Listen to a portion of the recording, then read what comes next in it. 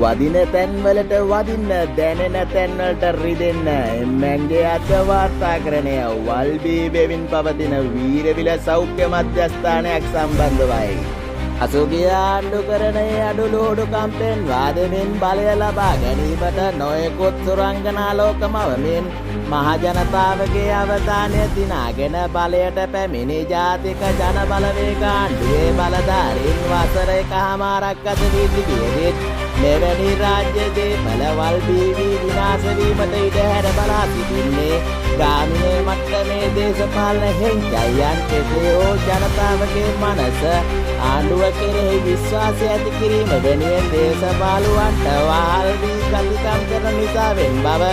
මහජනතාවට තේරුම් ගැනීමට මේ වල්බී විනාශ වෙමින් පවතින රාජ්‍ය දේපල හොඳම සාධකයක් නොවන්නේද?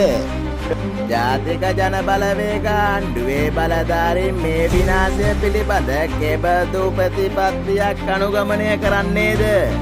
මේ සම්බන්ධව කඩිනම් ක්‍රියාමාර්ග ගනු ලබන තෙක් එම්එන්ජේ වාර්තාකරණය අවධානයෙන්